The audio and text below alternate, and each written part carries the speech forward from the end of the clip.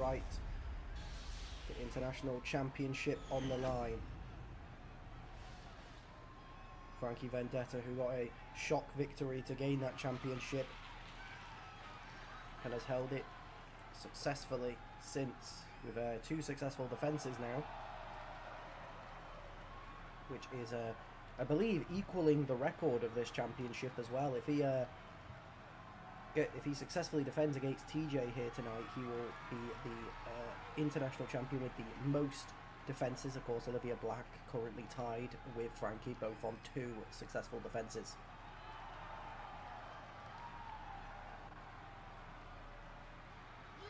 But I'm sure TJ's not going to try and put too much into the record and just wants to be the spoiler of the record and bringing it back.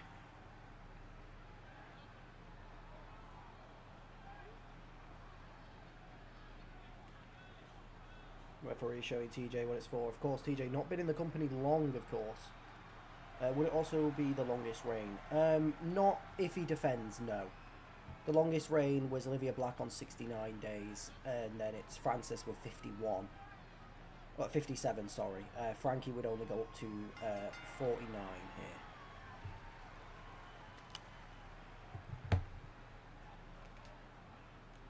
So it just purely depends on how often he defends it after that little stare down between both men. They know what it's for.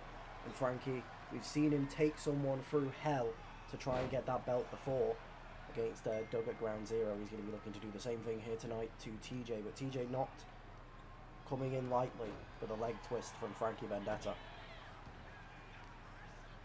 But no, the longest reign is 69 days, which was Olivia Black.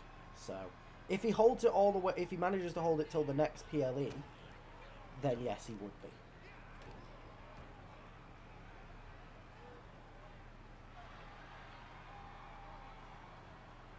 But he would at least have the record for the most successful defences if he defends tonight. But more surprisingly so, TJ wouldn't be setting a record of the fastest time from debut to international championship, as of course Andre Cruz actually holds the record of holding that belt, winning that belt only 3 weeks after debuting, which is the joint shortest time for anyone to win a belt in MCW. Of course, a joint record with Survival Instinct winning the tag belts. No, a record isn't on the line.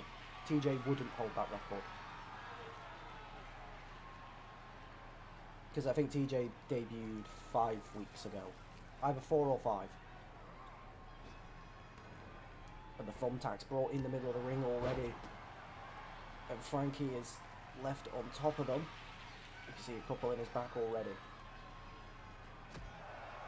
And busting Frankie open and going for the pin on top of the thumbtacks. Kick out at 1 from Frankie though. Frankie getting back to his feet though.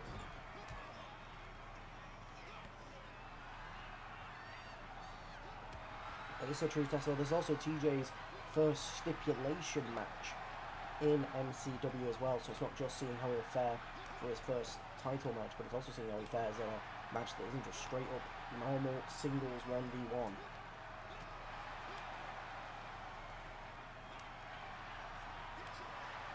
Both men exchanging blows.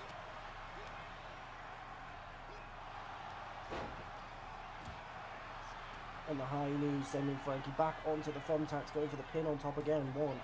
Kick out at 1. Frankie really struggling with those thumbtacks, but TJ not letting up, looking for another weapon. He looks for more thumbtacks. TJ clearly deciding that 1 set isn't enough as he now doubles up.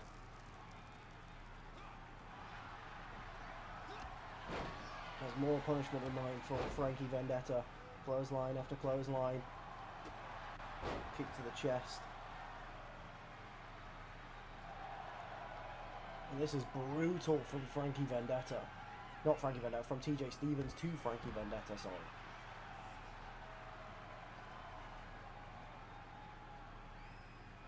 TJ staring the international champ down.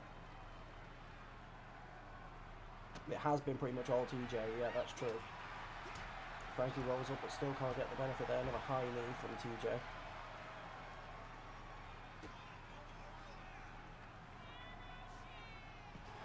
planting Frankie on the outside of the ring. Is he going to try and put him back in to try and go for the pin? Does successfully throw him into the ring. Goes for the cover. Kick out before one from Frankie. TJ not done there.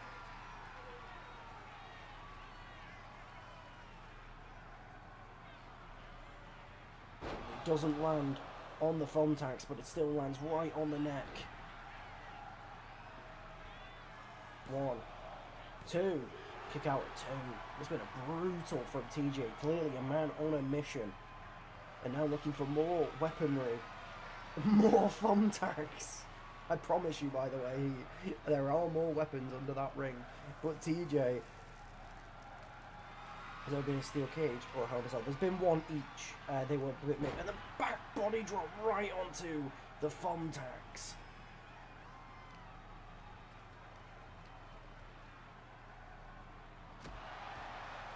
And the knee falling onto the thumbtacks into the cover. 1, 2, and a kick out at 2.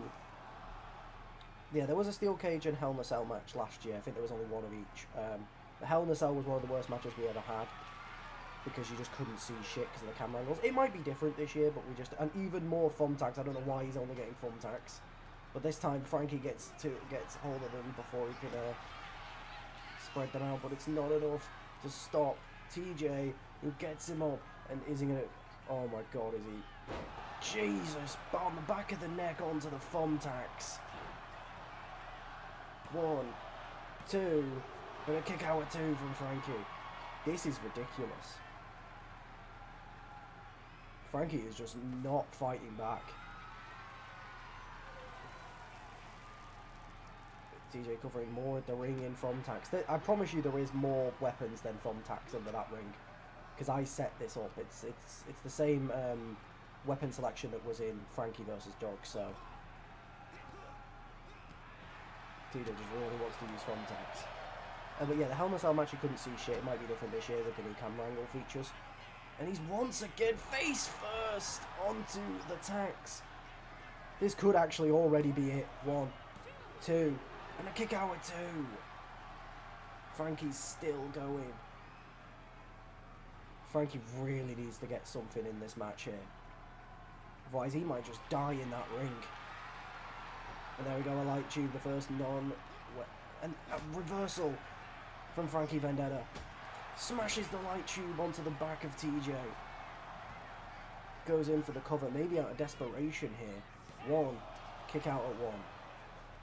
Does it pop out? No problem, Doug.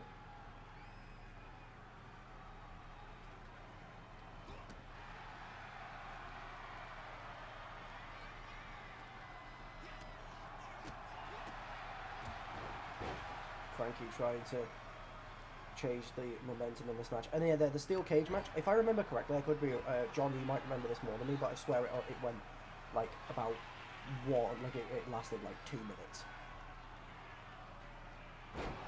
Oh god, and the driver right onto the tacks from TJ.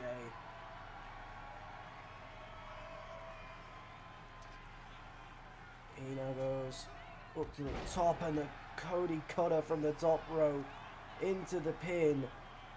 1, 2, and a kick out at 2 again from Frankie Vendetta. Still not giving in. How has this man not stayed down?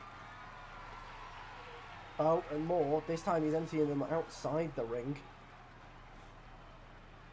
TJ smartly getting back in the ring as he sees Frankie coming back out.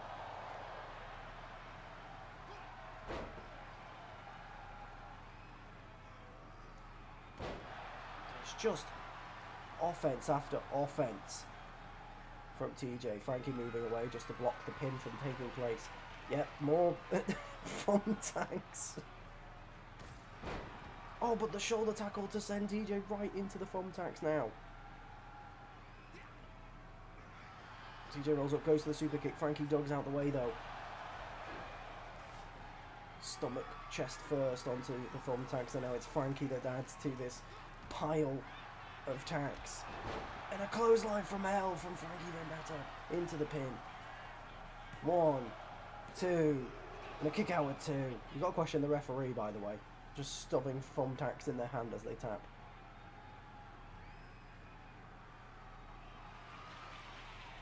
Frankie climbing to the top rope.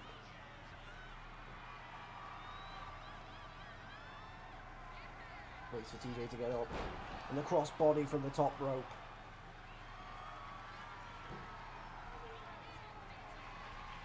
And the Swanton Bomb from Frankie Vendetta. That's how he won the title. Will he defend it here? 1, 2, kick out at 2.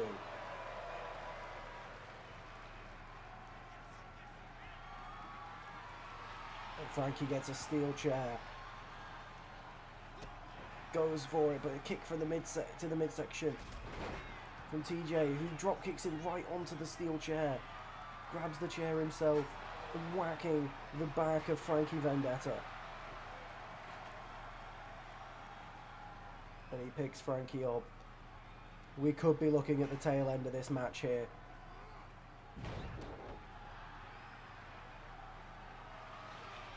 And just brutalising him with the steel chair. But Frankie rolls right back up. Hits a body splash. Hits another. And runs from one corner to the other into a third. Into a running bulldog face first into the thumbtacks. Busting open TJ Stevens and then returning the chair, brutalising, but TJ just did to him. And now waiting for TJ to get to his feet. Planting him down into the cover. 1, 2, and a kick out at 2. This is insanity. At this point, someone may die. Frankie Vendetta now bringing in the steel steps. TJ rolling out the way of Frankie though. Dodging the grapple. Frankie returning with the dodge grapple. And Frankie, spine buster, just about missed the steel steps though. But that doesn't matter to Frankie, when he could just lift them up and throw them at the spine of TJ Stevens. As he goes top rope here. TJ trying to pick the last of those thumbtacks out. Oh, I'm a bit worried that this is going to start an infinite glitch. Okay, it didn't, thank God. And Frankie Vendetta planting him once more into the pin again. 1, 2, and a kick out at 2.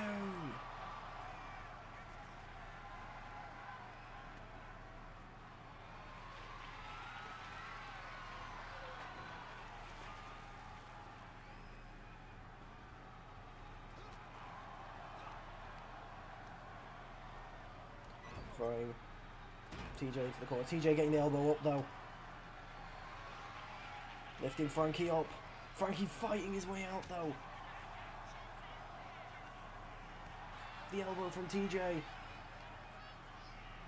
But Frankie lifting him up into a pile driver. Goes in for the cover now. 1, 2, 3. Frankie Vendetta retains.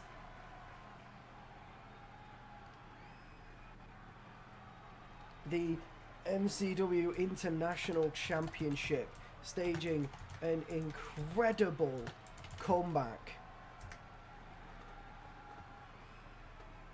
And someone else in the chat said it. He thought that someone else in the chat said it, that he doesn't care if he dies. Frankie wants that win.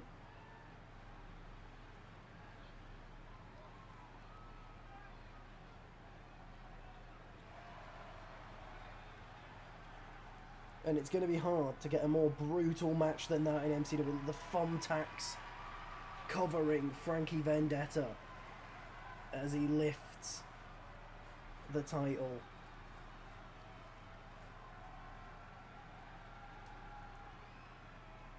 As Frankie once again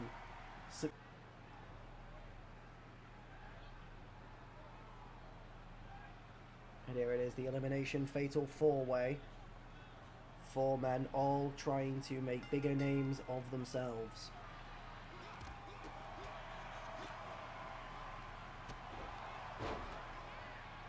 I think I would like to see Remy win, I think he's the one that needs to win the most in this match. Fantasma tries to go for the early pin on Remy, but Remy kicks out before 1.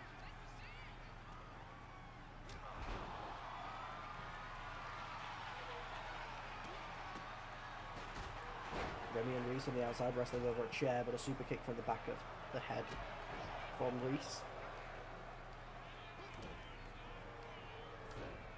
Of course, though, it is worth noting that Reese and Eric Revenant are the only 2 undefeated men in this match. Reese James is 2-0 and 2-0, and Eric Revenant is 3-0, I believe, this season. Although Eric Revenant did lose matches last season. So he's not completely undefeated overall, but he's undefeated this season. Whereas Reese is obviously just undefeated overall due to debuting this season. Little DDT there to Remy.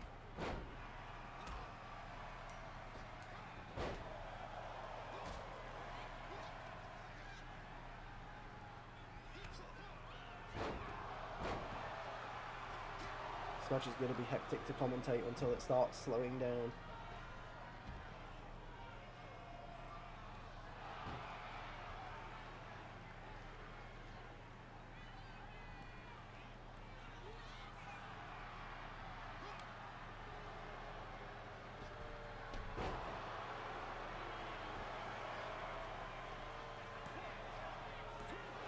Kick out at 2 from Remy. That is true, yeah. It doesn't really matter who's on the best form or anything like that. It's more just who's the most opportunistic wrestler out of these 4.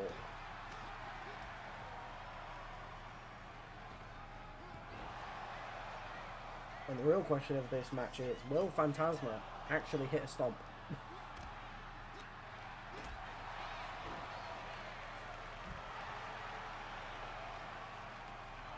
I'm taking 10-1 odds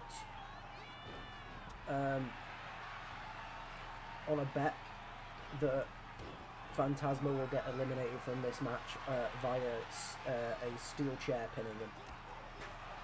And Reese James, it busted open on the outside of the ring.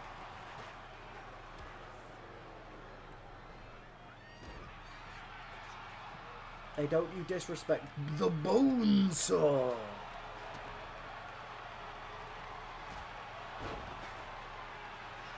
Listen, the Bonesaw was hard done by, man. He was homophobically targeted by Spider-Man. Maybe J. Jonah Jameson's right.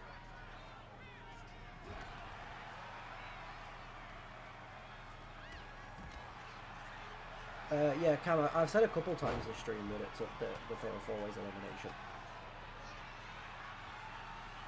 No, did your husband make it for you? So what if he did Spider-Man? Is that a problem?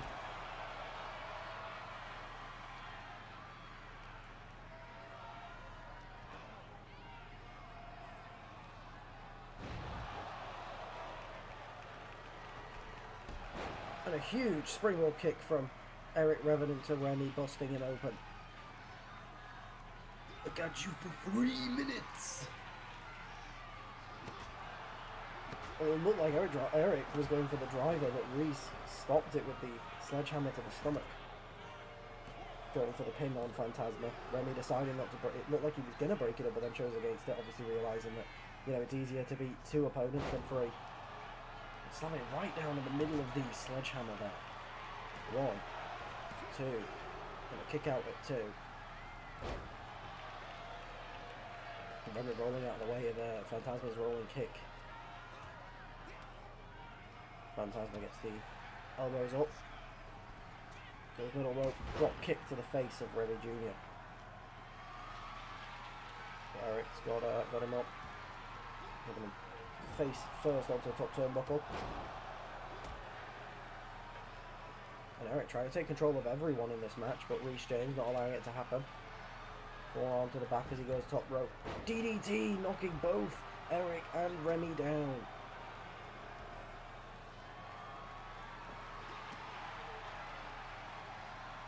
Reese getting a table out.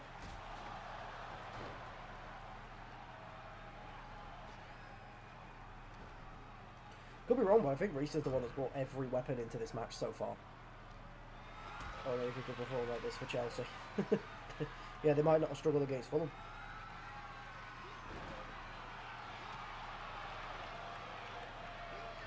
Fantasma dropping face first. Reece James onto the top turnbuckle. There's a super kick on Eric, but Eric ducks out the way. Puts him up, driver onto the back of the table. But it seems like Eric might have caught his face a little on the metal part of the table. Goes for the pin now on Phantasma. 1, 2, kick out at 2. And Reese with the pin after the suplex on Remy. 2, kick out at 2.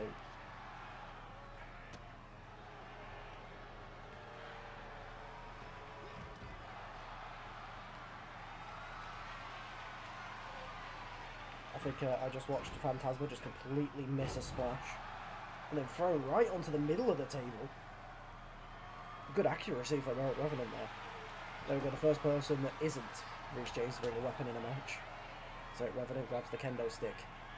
Remy planting Reece James down into the immediate cover here. 1, 2, and kick out at 2.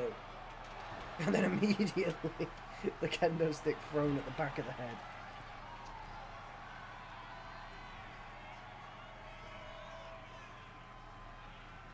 Eric goes top rope. Misses, lands on the hammer, and Remy trying to take advantage, going for the pin. Kick out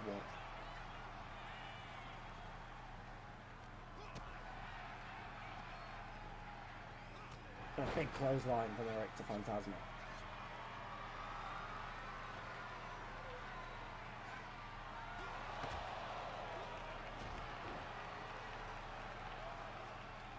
Shrunky's blood still on the mat. No, that'll be Remy's. He got busted open earlier. Eric tries to get the table up, but Remy stops that from happening.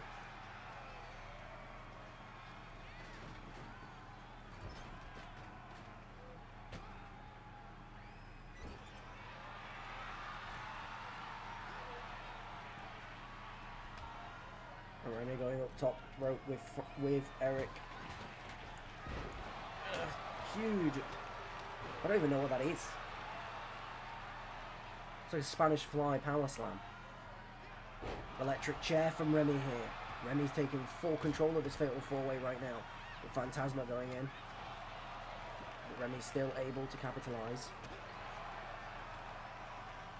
But Phantasma trying to take advantage here. As both Phantasma and Eric working together on Remy and a double suplex onto the sledgehammer. Remy rolling out to avoid getting pinned.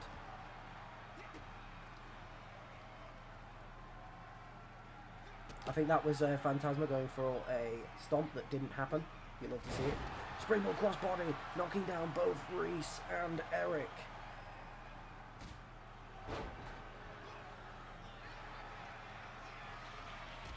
Reese plants Phantasma down, in for the pin here. 1, 2, kick out at 2.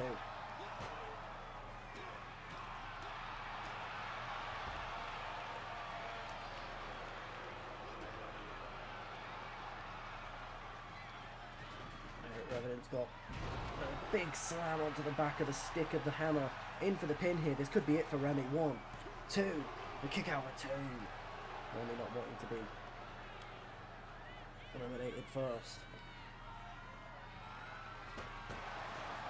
Eric throwing the table at him though. He stomps the chest. Well, we've got to zoom in for that for some reason. Eric here, grabbing Remy into the driver, into the cover here. 1, 2, kick out at 2 from Remy.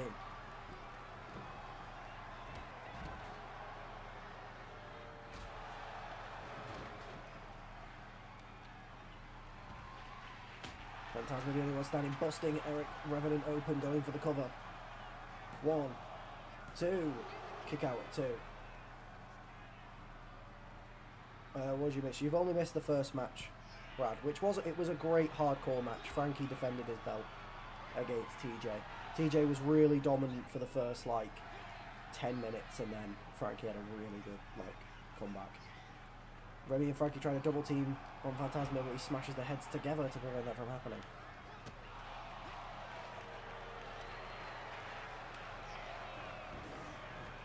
Yeah, there was a lot of thumbtacks, Brad. I think they poured out thumbtacks on the ring about 5 times. And the steel steps chucked at Reece James' face, and they're going for the pin on Remy. Remy kicking out the 2. But they could kill him out of real life. Yeah, exactly. It was exactly what you expect a hardcore match to be. Both men nearly died. I mean, Frankie won and he might actually be dead. And Phantasma looking for it here, and it actually hits the stomp. Goes in for the pin. Yes, this is elimination. 1, 2. Kick out at 2 from Eric.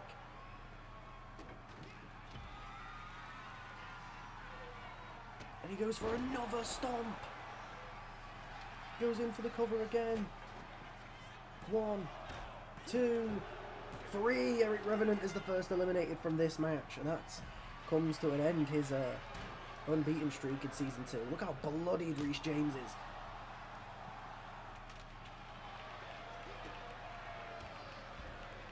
Look at all the blood around the ringside as well. This is brutal.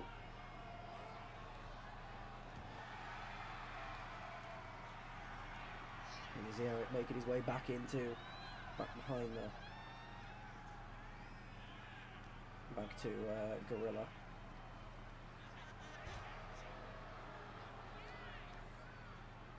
Really sneaking up behind Remy there.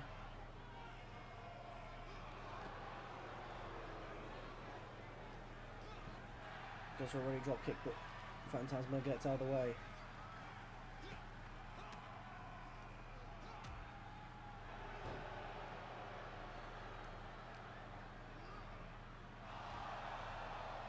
Phantasma throws Remy into the barricade. Leaves him there. Rolling kick to Remy Jr. Phantasma taking full control here. He now just waits, catches his breath. Intelligent choice for the luchador there.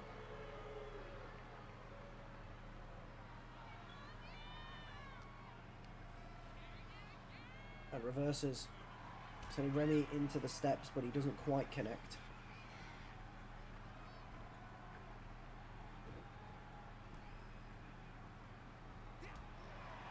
And Phantasma taking the fight straight to Reece James. Drop kick to the knee. And Remy starting to try and feed off the crowd here, trying to build his energy back up. Double stomp to the middle of Reece James. And a reversal there.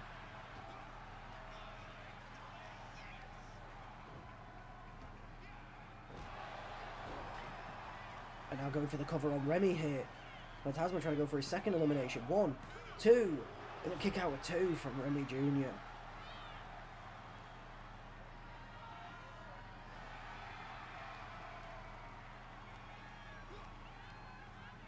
But Remy with a punch to the midsection of Phantasma. Big uppercut. But Phantasma with the roll up. 1, 2, and a kick out with 2.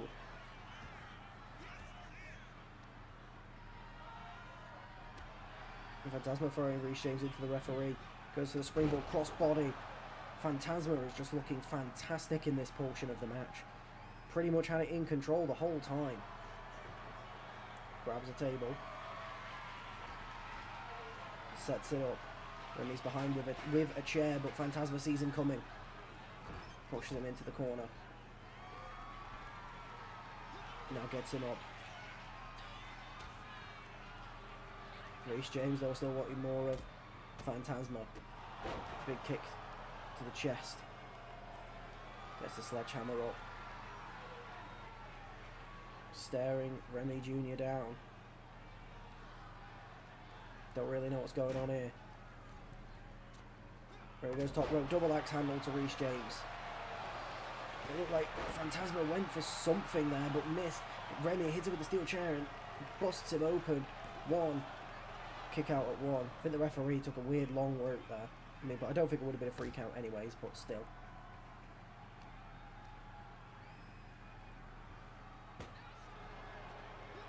And these are the 3 men that were in this match as well that debuted this season. Eric, the only one from season 1, and he's the first eliminated.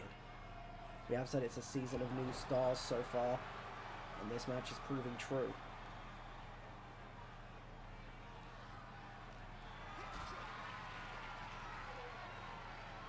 Rich James got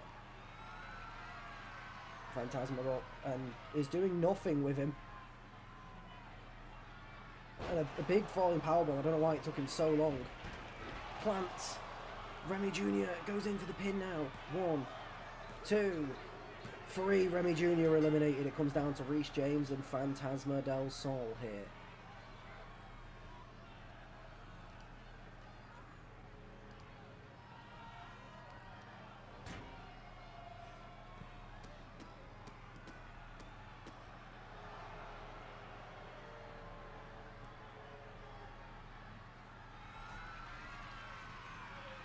James climbing to the top rope. Coffin drop on the outside, but Phantasma rolls out the way. The stalling powerbomb.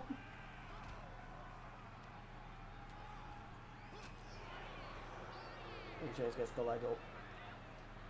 You gotta look at the fight that Reese must have as well. Look how bloodied his entire body is.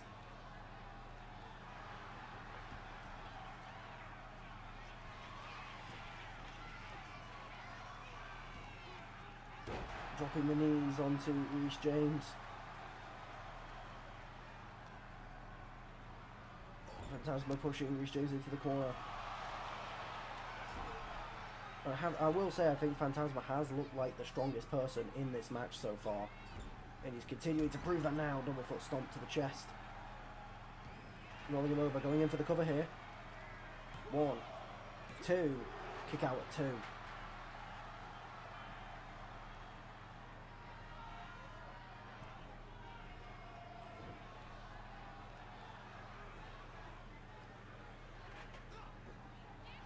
James rolls back to his feet. Super kick from Phantasma, misses. Reese takes him in the corner.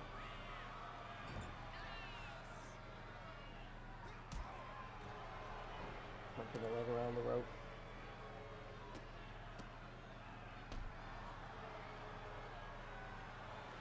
Then he picks up the chair. Drops it, goes for the cover instead. 1, 2. Kick out at 2 from Phantasma.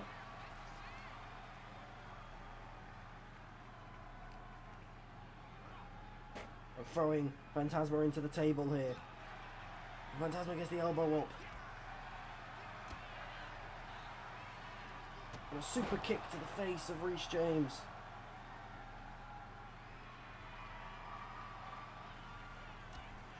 Clothesline over the top. Rich James hangs onto the apron. Gets a shoulder tackle in. Gets back in the ring. Dodging the grapple. Can't dodge the second though. Rich James taking him to the table. It gets him up. Plants Phantasma right through the table. Face plant straight to the canvas. Picks up the chair. And goes to hit Phantasma, who runs out of the way but can't dodge the second. Goes in for the cover. This could be it here. 1, 2. And a kick out at 2 from Phantasma. Still alive. Somehow. Almost muscle memory is the only thing that kept him up there. Alex, it's a fatal 4-way. Rope breaks don't exist. 1, 2. Kick out at 2 again.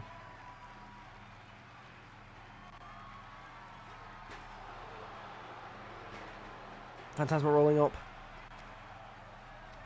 Gets the elbow up. Constant reversals between these two.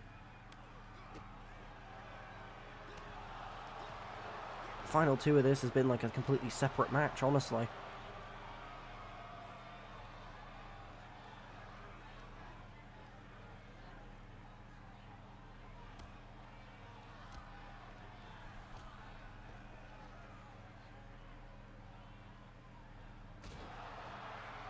Taking Phantasma down to the outside.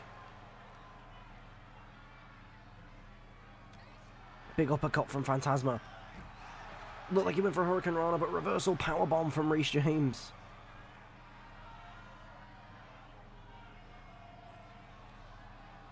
Rich James looking for the steel chair.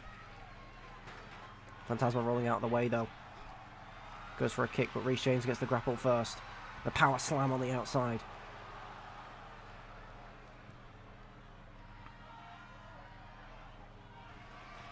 Reese climbs top rope. And a coffin drop to Phantasma on the outside of the ring, but Phantasma pushes him off.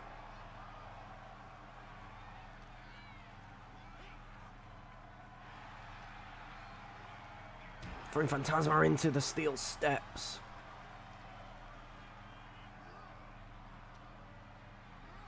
I mean, the first 2 opening matches of this pay-per-view have been brutal as all hell.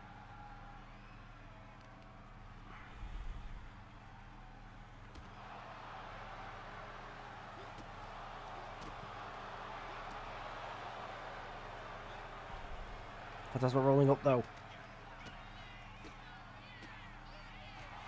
Combination of strikes from Phantasma.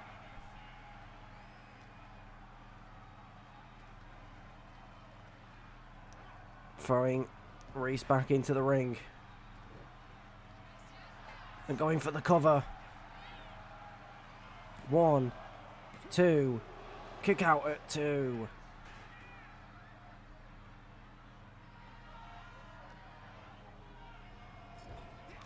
Pushing Reese into the corner. Now dropping him down. And the running kick from the top rope into the pin. This could be all over now. 1, 2, 3. Phantasma del Sol picks up the win in what is a brutal, fatal 4-way. It's also worth noting that Phantasma got the elimination on both Remy, no, not Remy, and of both Eric and Reese, which means that he actually eliminated the 2 people in this match that were unbeaten this season.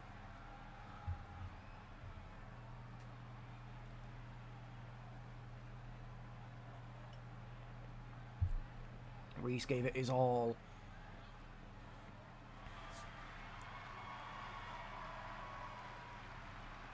But it wasn't enough, and I will say Phantasma, I'm pretty sure, was the only person not busted open during that match, and could that have played a factor?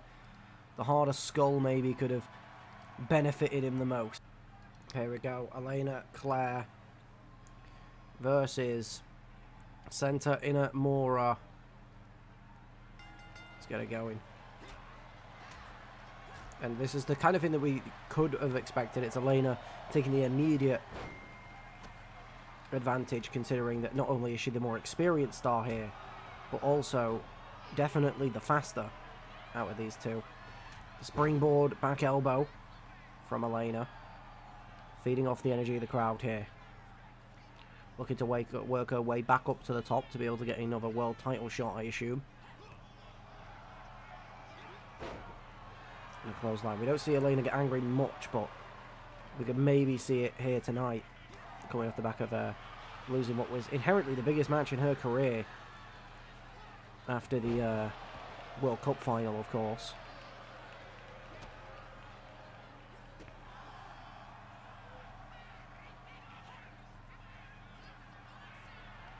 Centre throwing Elena towards the ropes. Dropping down below. The back body drop from Senta Inamura, going for the cover. 1. Kick out at 1.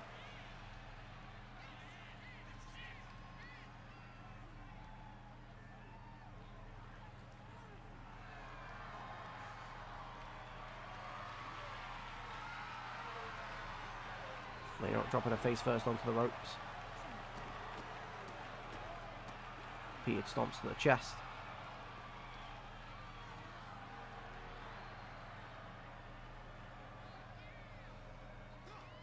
Goes to the overhand chop. Which dodged out of the way by Elena for a Senta into the ropes. Senta is a wonderful individual. Wasn't she in the World Cup? Brad, I'm gonna kill you. I can't do this shit, man.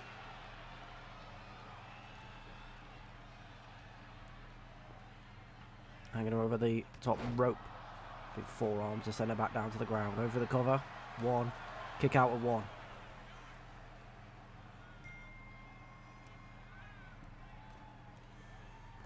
Going up for a big body splash. Cover 1.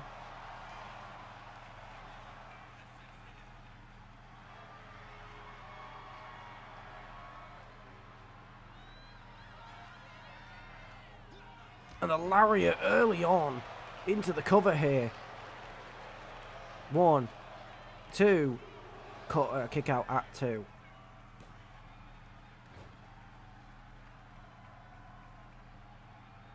Nah, you are very high on Elena, to be fair. But you're also high on Center, to be fair. This is like your wet dream match, Brad. Center looking for the burning hammer. And it lands. Going for the cover. 1, 2. Kick out at 2 from Elena.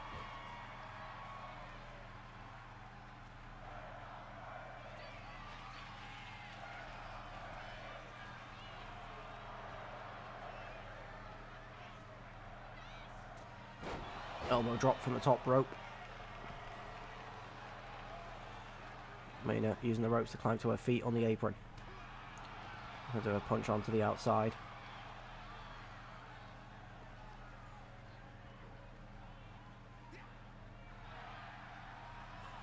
The rolling code breaker from Elena Claire. Center rolls right back up to his feet though. But then the kneeling super kick.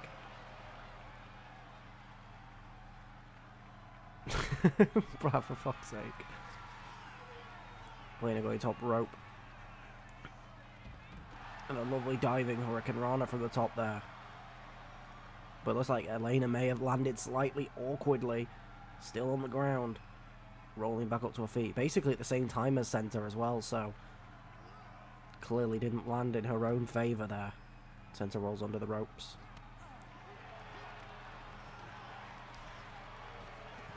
Another springboard Hurricane Rana, that time landing a bit better.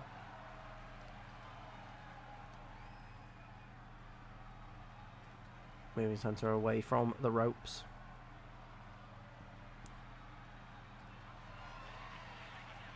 She's going to be looking for that spinning back fist here. And it connects. In for the cover here. 1, 2, kick out at 2.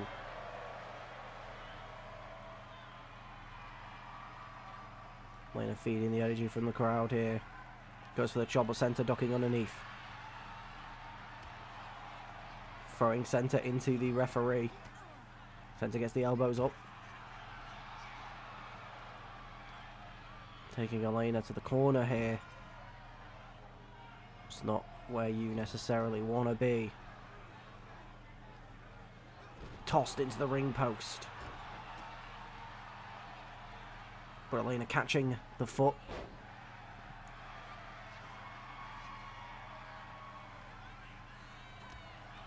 Center blocking the maneuver there, but power slam blocked by the knee of Elena Claire there, face plant. Center rolling out the ring there, preventing Elena from going for the pin. But Elena with a big splash to the outside.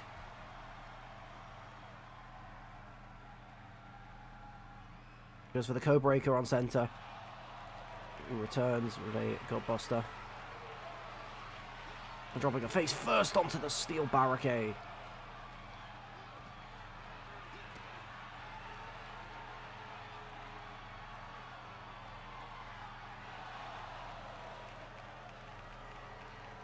With a big suplex from Center on the outside.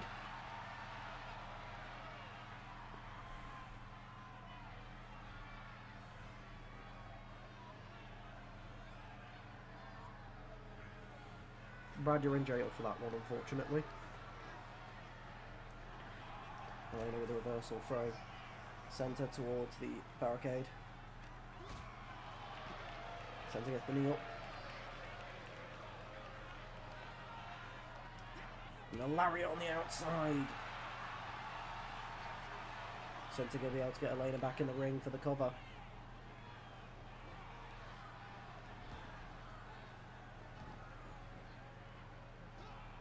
A leg drop. Roll Center. Elena climbing to her feet. But Center puts her seated into the muscle buster. In for the cover now. 1, 2, 3. Center Inamura picks up the win over Elena Claire. That's a huge win. for Santa's career.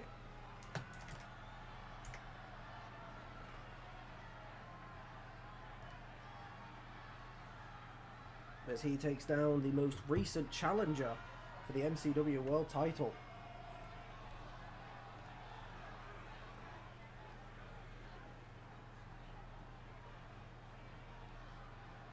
That is true, he did win without interruption this time.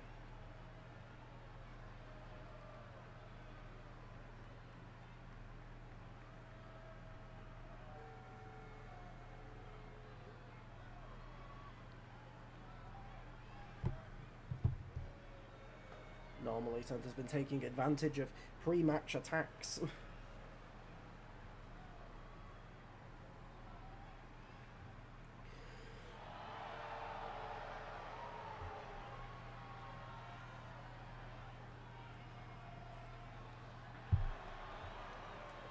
Oh, hi, Bray.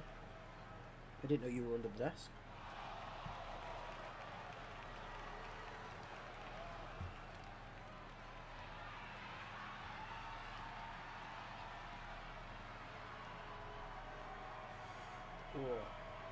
And now...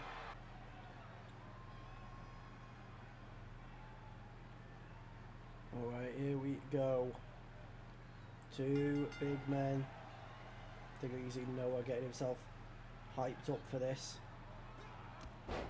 But an immediate shoulder tackle from Desmond. Desmond has been the major aggressor within this feud.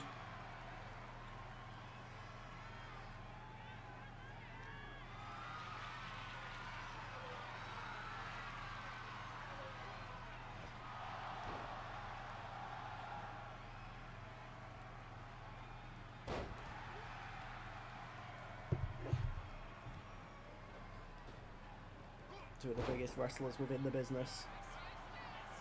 Desmond going for the early cover. One. Kick out at one from Noah.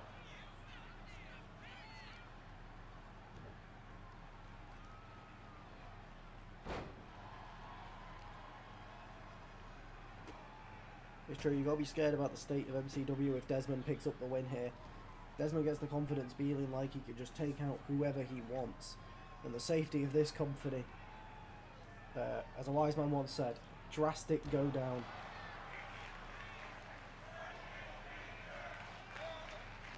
Because he is a genetic freak and he's not normal.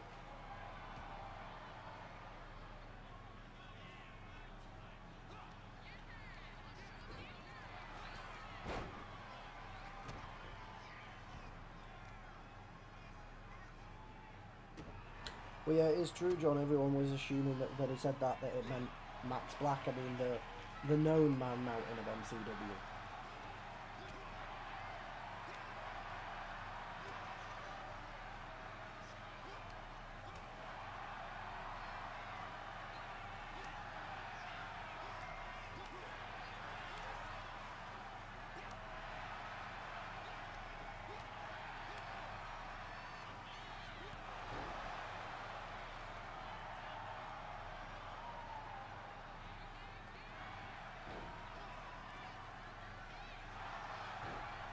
The reversal there. One. Kick out at one.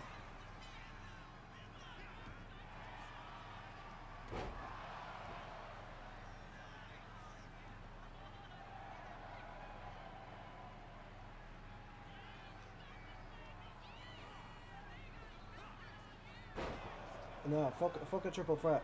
Give me a fatal four-way one day of Desmond Sapp, Noah Morrison, Max Black and Francis Sharp.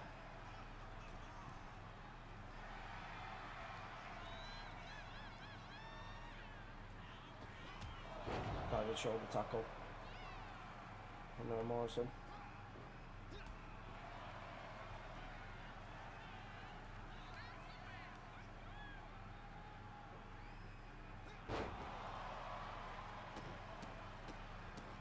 No, taking out all the frustration from the attacks from Desmond. All out in one there. Of course, it cost Noah the first time round, but the second time round it did not. Noah was able to still get the victory over Andre Cruz despite the mid-match attack from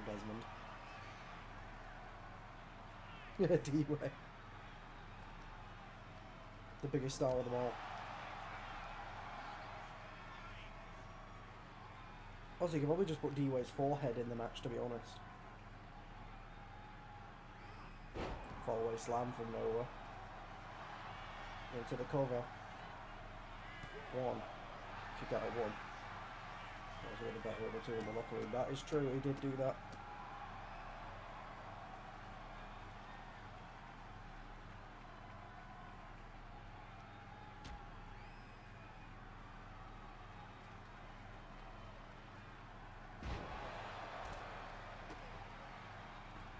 Of course, as well, coming off the back of losing his opportunity as the #1 contender, as he was in the #1 contender match, world title contender match at Ground Zero, eventually won by Olivia, who will see her #1 contendership take effect tonight in the main event. D-Way's forehead is on the line. No one can carry that home though, Brad. No one Max and Desmond versus D-Way. 3-on-1 handicap. A running power slam there from Desmond. No, rolls right back to his feet. Clothesline to send Desmond down.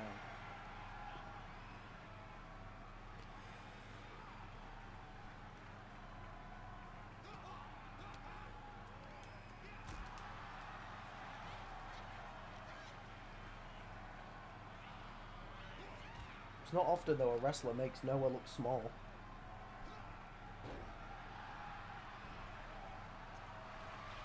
And Noah back in the ring.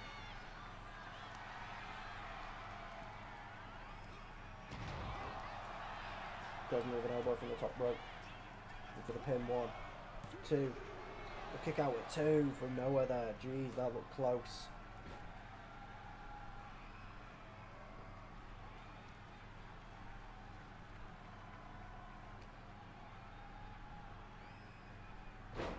Suplex for Desmond. We're probably going to get the signature of Desmond here where he just hits like 98 suplexes.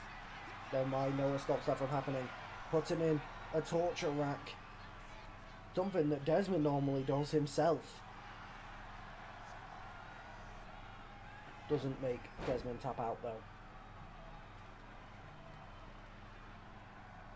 What the fuck is that notification? I've never heard that before. There we go.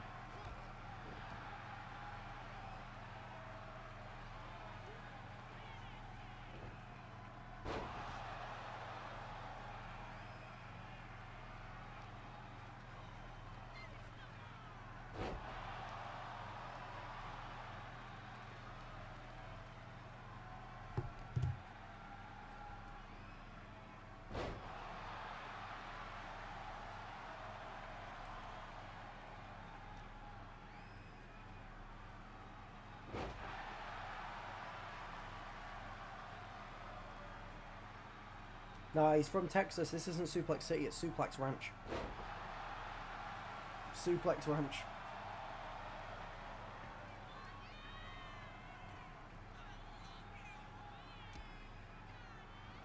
No reversal though.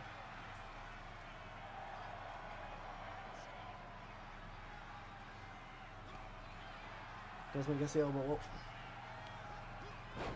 Goes for a shoulder tackle, but no, manages to push him out of the way.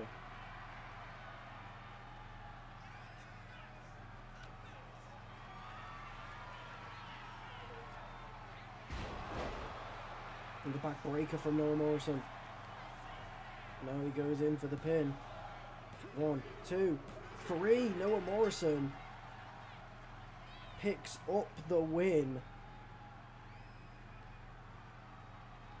over Desmond Sapp.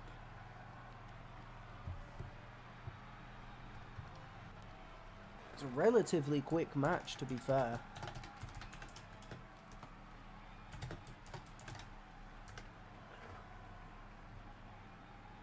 A lot quicker than I expected it to be.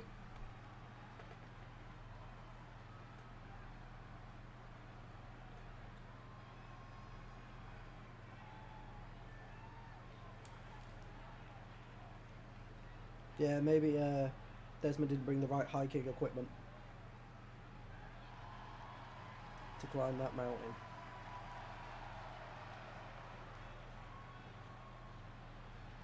I think it just felt quick in comparison to, you know, the other matches tonight.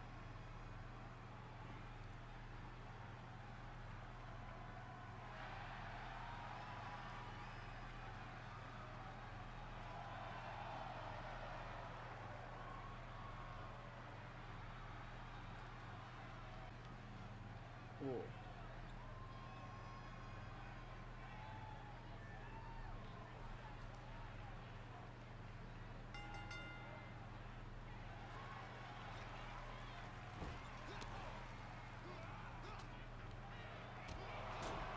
Remember, this is not elimination, this is just a normal triple threat.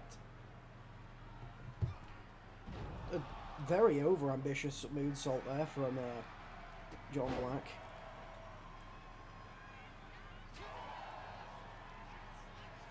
But this is not John Black's first triple threat. This season he was in the #1 contendership triple threat at Ground Zero, but he was eliminated first, but that was under elimination rules. Maybe this is different. He didn't get much offense in that triple threat, but he also is coming off the back of a very impressive win against MD Silver. And now he's not wasting any time taking a sledgehammer to his opponents, going for the pin on Doug Foster here. All three of these men have a varying different amount of achievements within MCW. Of course, Wayne Evans, a former All-Star champion. John Black, a former international champion. And Doug Foster, former international champion and tag team champion. All three of these men were also in the Season 1 World Cup. Wayne Evans by far having the most impressive display out of these three men in the World Cup.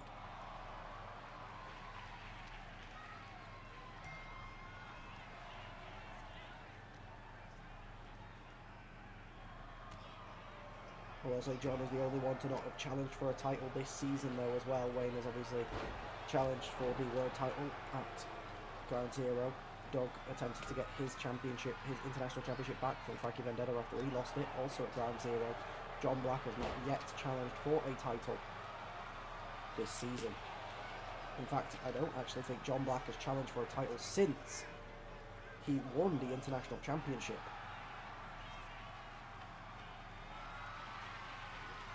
To Olivia Black. He's had a lot of matches where he's been in matches to be the #1 contender. Of course, he finished second in the Lone Survivor match that MD Silver won, and of course he was in the #1 contendership triple threat at Ground Zero. And the spinning tombstone pile driver. Kick out. Broken up by Wayne Evans. I didn't really put the 4-1.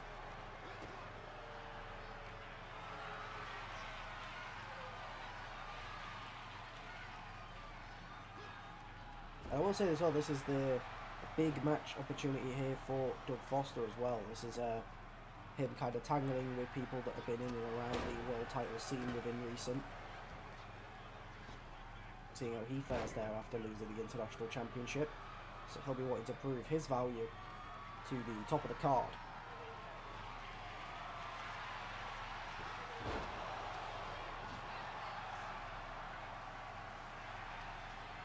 Doug Foster trying to steal the pin from under John Black, but one baseball bat hit isn't enough to take John down. Takes John to the corner.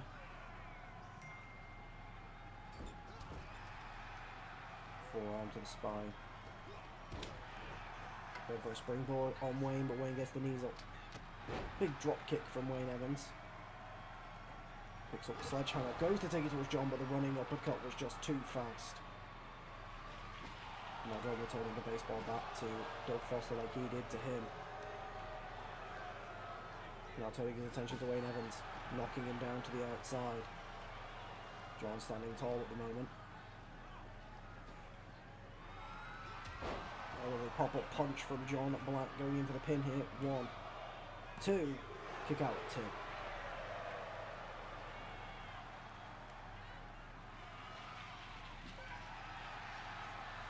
That is true as well. Doug is the only person actually that all three of these men appeared at the last MCW. Doug's the only one that didn't get a victory, of course, losing to Wayne Evans, who just attempted the roll up on John, but John kicks out at one.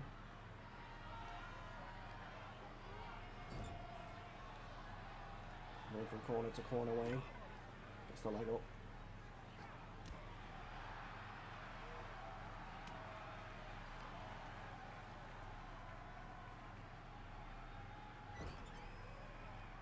John busted open.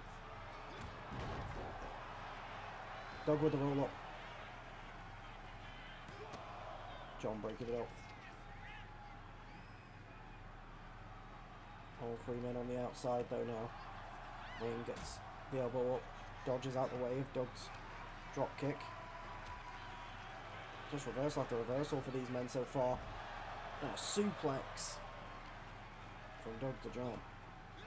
Wayne getting the elbows into the stomach of Doug, turning his attention back to John Black. Maybe Wayne not taking Doug as seriously, considering he did just beat him last week. Maybe he didn't see him as that much of a threat, but maybe he should, with Doug launching him right into the ring post. Doug getting back in the ring, John following suit. Both men trying to get on top of each other. Big drop kick from Doug.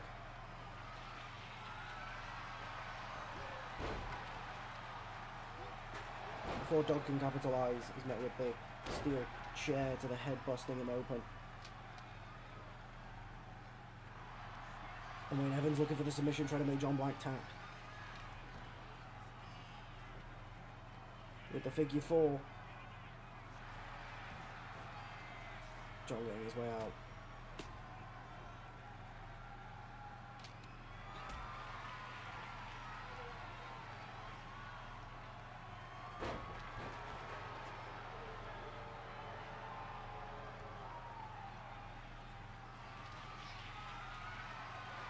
And John throwing the kendo stick right at Doug Foster.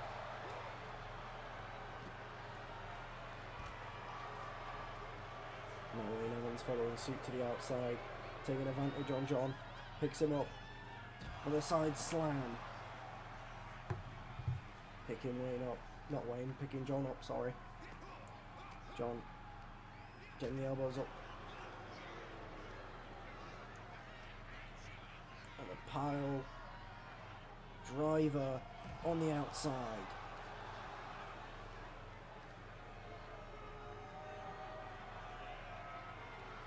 Again, turns his attention to Doug Foster, who's not paying enough attention, it seems, as he's going for a weapon, but John capitalises.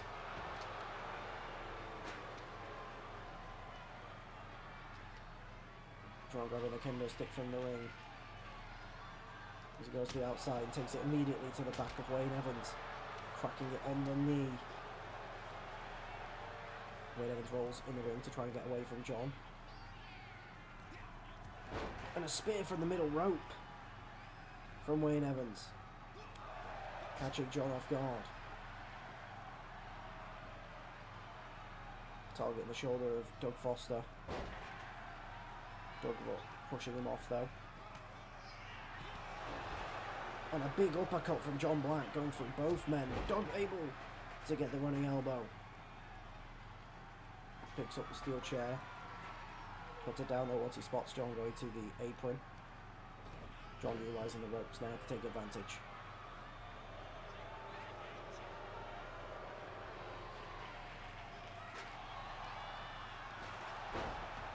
And now Wayne Evans going with the chair in the middle of the ring. 1, 2, kick out of 1 from John Black. Well, to be fair, Doug, that's why the ratings are there, though. You know, that's why MCW Ranked exists. If you don't agree with the match of the night, you can always give your own rankings on there. The match of the night's more like the company overheads match of the night, but the fans can give their match of the night by reviewing the shows on Ranked.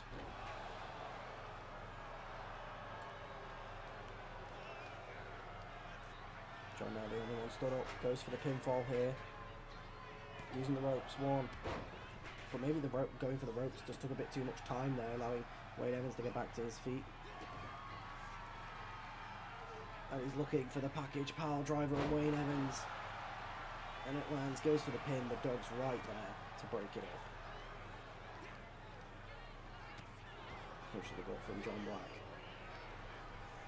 who now gets dug up for a pile driver. And it in fact does connect. Goes in straight for the pin here. 1, 2, and a kick out at 2. That could have all been it there. Basement drop kick from Wayne Evans to John Black. John rolls out the ring.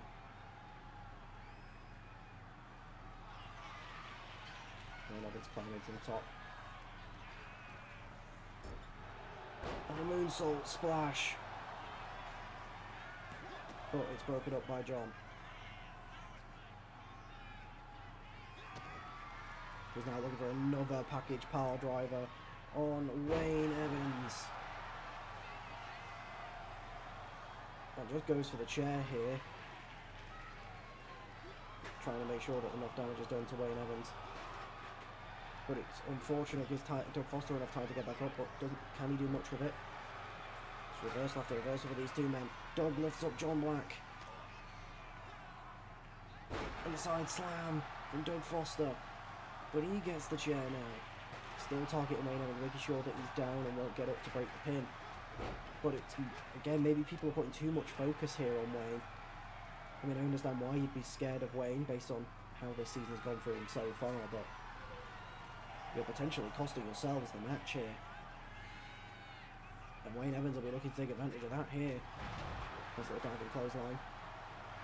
Goes in for the cover. 1. Kick, and it's broken up by Doug.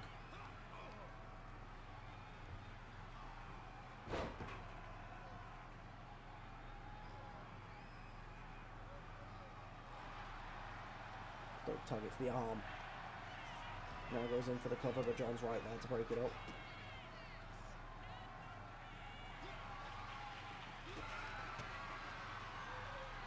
High knee from John Black. Taking Doug towards the ropes. Gets the sledgehammer. Goes to try to take it to Doug. Doug gets the elbow up. Drop kick.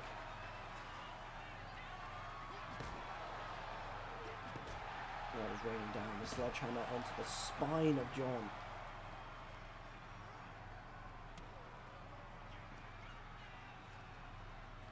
Again, John Black up. Reverse electric chair. Into the pin. 1, 2, and it was a kick out. I think Wayne would have broke it up anyway though. Definitely tried. And Doug Foster's lifting Wayne up high. Side slam into the pin. This could be it. 1, 2, kick out at 2 from Wayne Evans.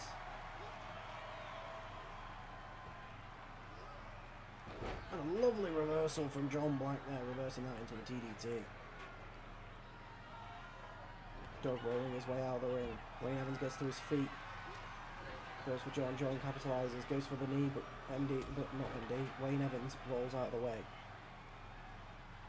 And a big drop kick to send John Black to the ground, but sends Wayne Evans just as far down to the ground.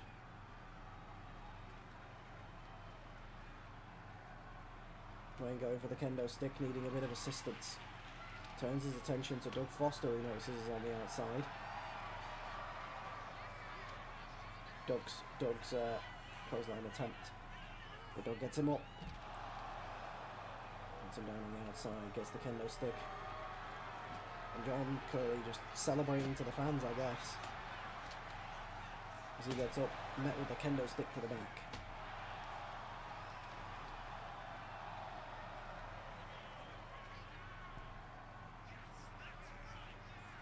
Doug climbs top rope. Looks for John Black for the big elbow, but John rolls out the way. Throws Doug across, sees Wayne coming, gets the knees up.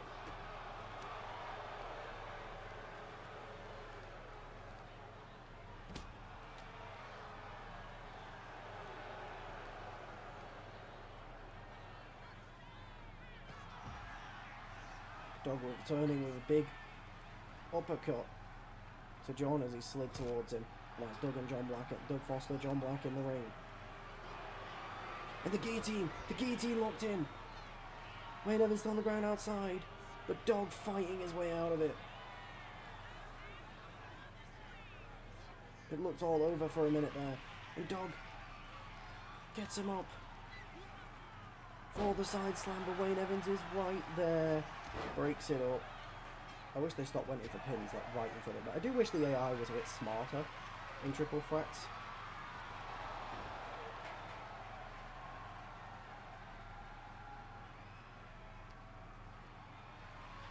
I also wish they stopped going for weapons so much.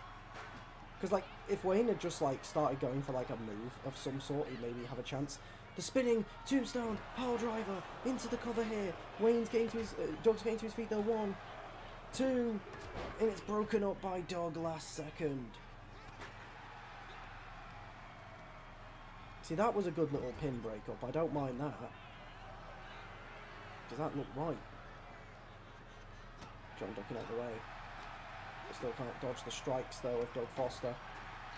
Going in for the cover there. 1, 2, 3. Doug Foster wins in very anticlimactic fashion with a normal move because everyone decided to just keep going for weapons instead of going for finishers. Incredible. Yep. Don't you just love? I think I'm going to go back to. I think all multi-mans are going to have to be elimination unless they're a different stipulation, because these are just shit. I'll be honest, these are shit. It's a big win for Dog, but it is like unfortunate that it just.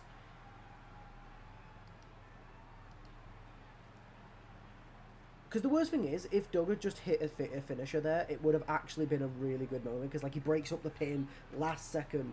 Puts John down with the like side slam or something, you know, whatever, you know, a finisher, signature, whatever, and then picks up the win. It would have been a really nice moment, but then he just kind of hit him, like kind of just kicked him a couple times and then won. Yeah, the Fatal 4-Way was great. I mean, but the Fatal 4-Way, to be fair, was elimination, so I'm assuming it's to do with that. So I might just make all multi-man's elimination because, you know, 2K can't make their fucking game and apparently an update midway through the game cycle. Oh, Callum Mason taking on MD Silver. Callum Mason did prepare for this last week by having a match against Luca Myers, which he did win. MD did have a match against John Black last week, but wasn't successful. And could we see a repeat of that kind of success right here tonight? Could we see Callum Mason pick up the upset against MD Silver? The last time MD faced a Brotherhood member at one match of the night. Will it happen again tonight? MD going for the roll-up. Referee calls for a rope break. MD Silver launching over. And he tried this move a lot against John Black and it never once pulled off. And it hasn't again here. Both men linking up chain wrestling style. Retching the arm now, MD. And once again targeting the arm and shoulder, Callum Mason.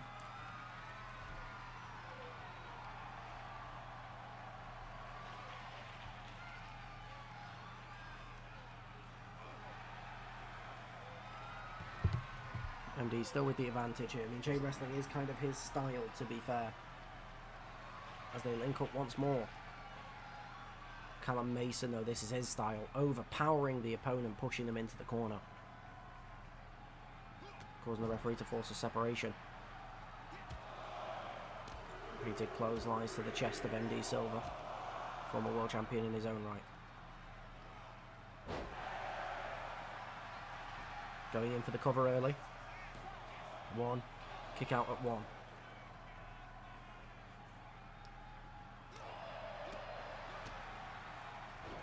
Code breaker.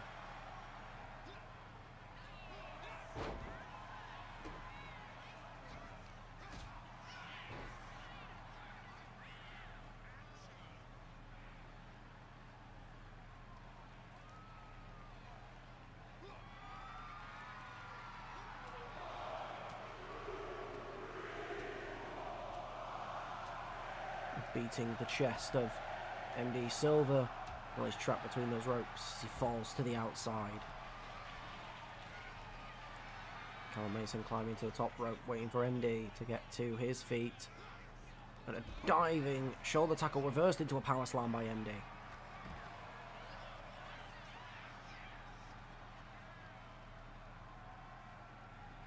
Going to be tripping the legs now, Callum Mason. Try and change the fortunes in his favour. High knee.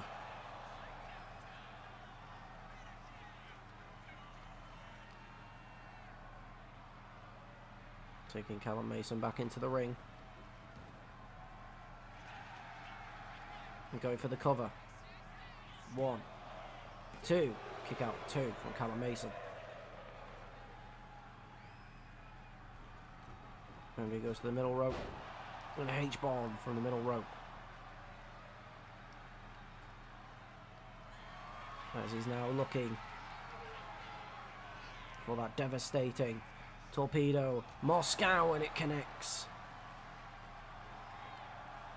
MD with the cover. 1, 2. Callum Mason kicks out at 2.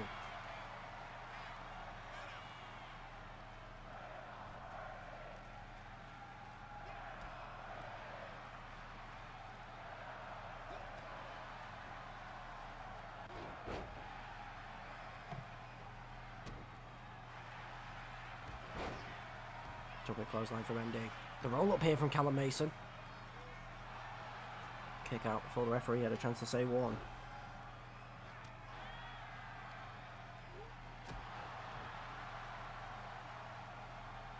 MD not letting up on his childhood friend. H-bomb.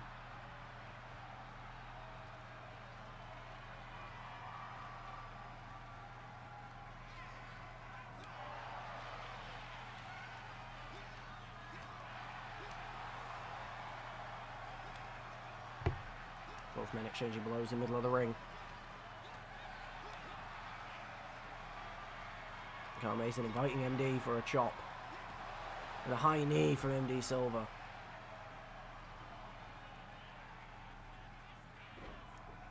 Powerbomb into another knee.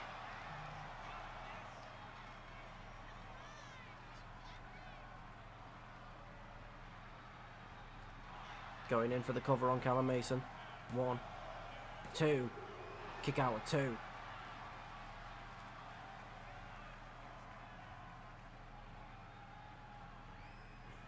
Everyone likes MD, John. Everyone. Dropping down below. Goes for the basement drop kick, but Callum Mason rolling out the way. But he can't get out of the grip. Into the GTS. Rushing for the cover. 1, 2. And a kick out at 2. That looked all done there, but it wasn't.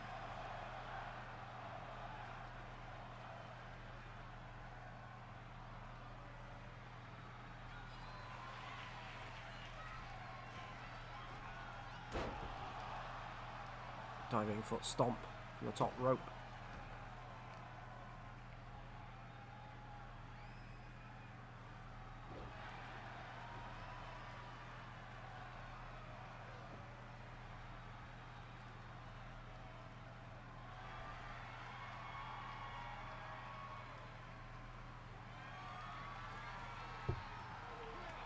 Forearm from Callum Mason. Really needs to be able to turn the favour to get back in this match, MD. Getting out with a grip. Well, we have seen through these matches of MD versus the Brotherhood that he does definitely know how to read his childhood friends. I mean, you'd be expecting to. There's no one that knows the Brotherhood the way that MD does in this company. Running knee to Callum Mason seated in the corner.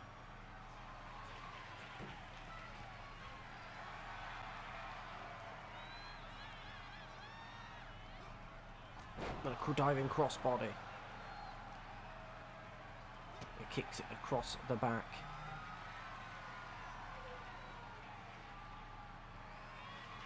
He's looking for another GTS, and he does hit it. Goes over the pin. This could be all over here. 1, 2, 3. MD Silva with a dominant performance over Callum Mason. Absolute obliteration from MD Silva.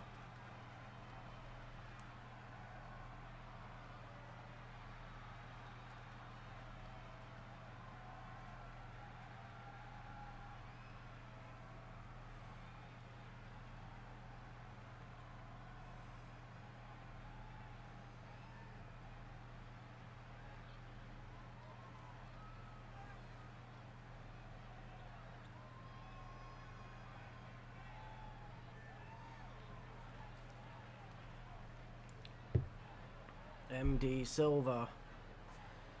Not as close of a matchup as he had with Sam Aldo, where it looked like Sam could have taken the win. As MD completely obliterates his childhood friend, Callum Mason.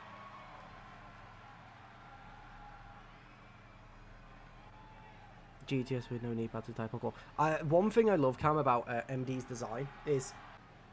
Here we go. Diego Barbosa attempts to conquer the mountain that he attempted to conquer last season. And Max wasting no time running with a double axe handle, rushing Diego Barbosa, immediately paying no respect to the two-time world champion Max Black, manhandling Diego from the get-go.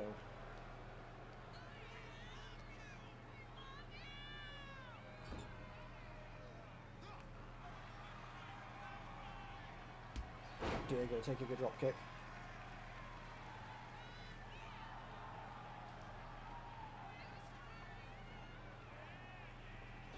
Goes to the springboard.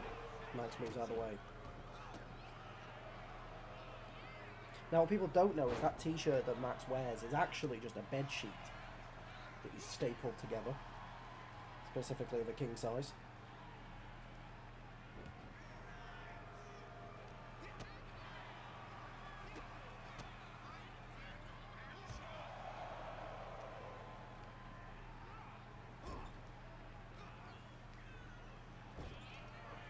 Max. Look at the speed on Max Black as well. It's not something we see all that often. Usually this man is just size and power, but showed a bit of speed here. Maybe you do have to kind of try and beat Diego at his own game.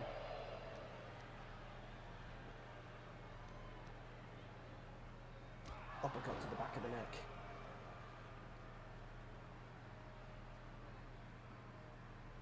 And Max not even giving Diego little room to breathe. But maybe he doesn't need it. Ducks underneath, gets a kick to the gut. And a back breaker to send the big man on the floor.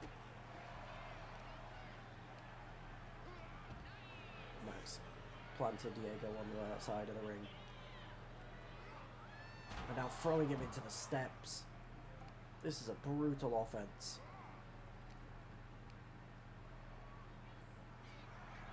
Diego reversing, throwing Max towards the barricade. Doesn't quite get all the distance.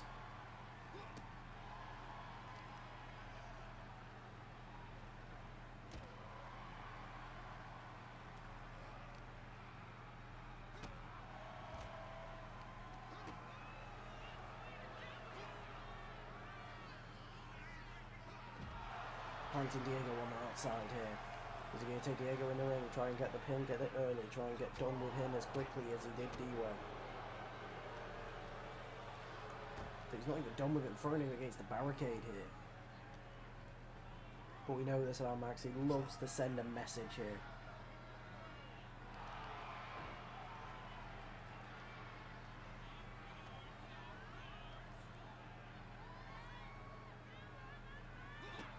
But Diego's quick kicks to get there just before the overhand from Max. Kick to the face from Diego.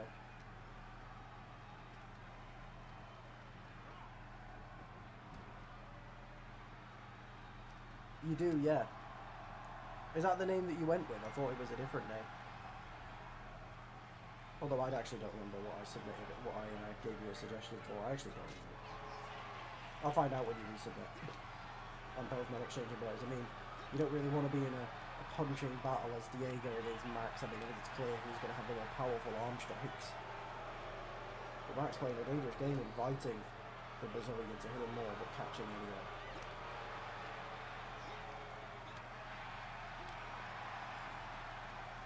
Rematch of Full Moon. In my opinion, the best PLE poster I ever did in Season 1.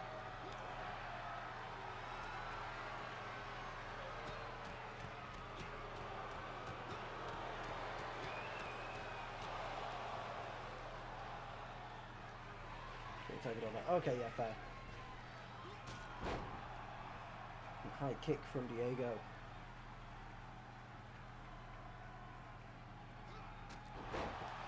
The Trouble in Paradise from Diego Barbosa. as he now goes top rope looking for the coup de grace. But it's dodged out of the way by Max Black. He chucks him around like he weighs nothing.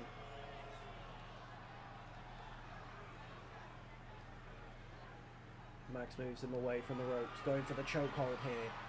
This could be all over already. Could Diego get out?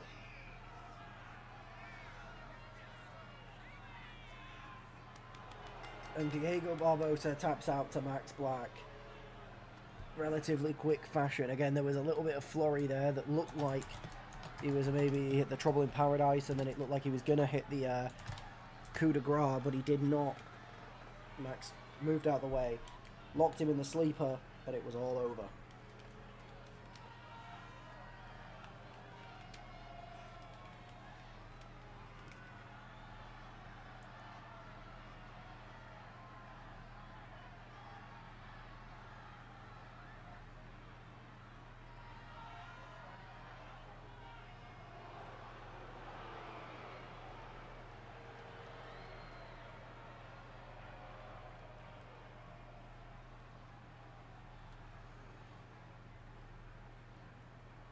Max is now 2-0 on PLEs.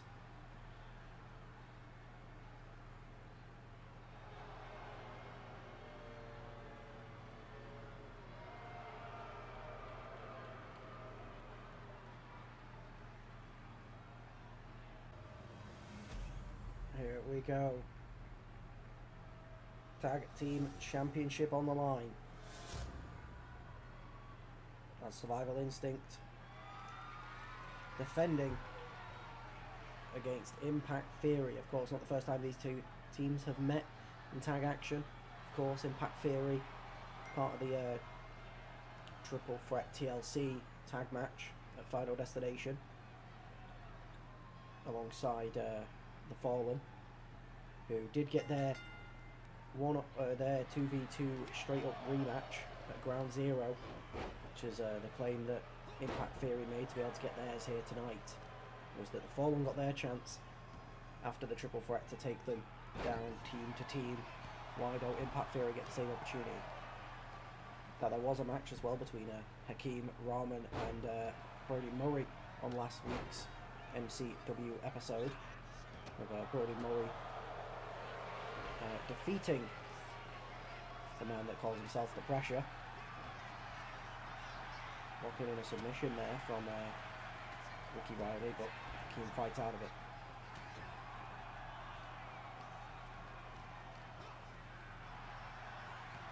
High knee for Killer Knox. Going for the pin here. One. Ricky Riley kicks out.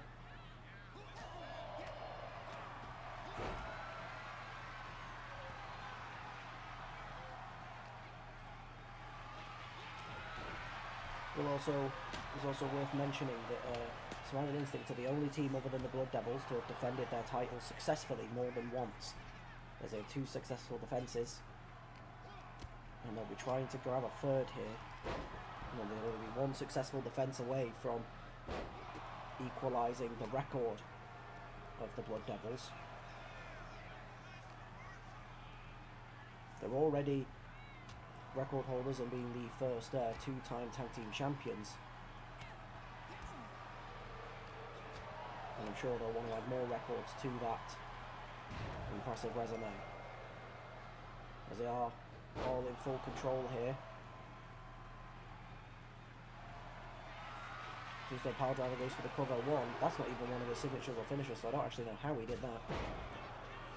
The running knee from Ricky Riley.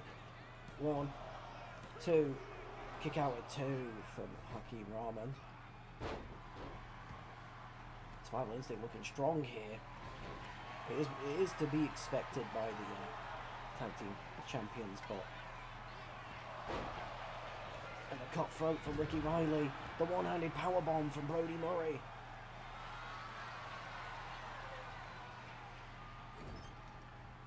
Penalty kick from Ricky Riley. Power slam from Brody Murray. Suplex from Ricky.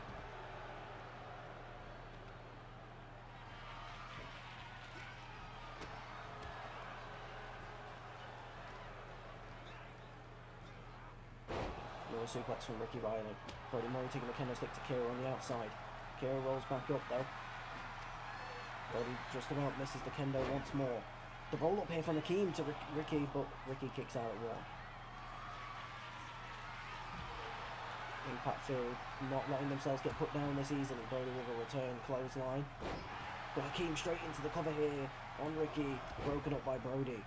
With a double axe handle to the head of Hakeem. Who gets Hakeem up into a spirit bomb.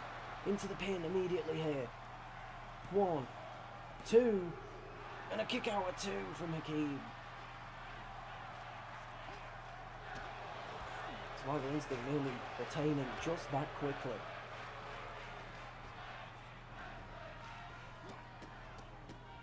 Big power slam for Brody Murray. He goes to the middle rope, goes for a frog splash, but the knees up from Hakeem.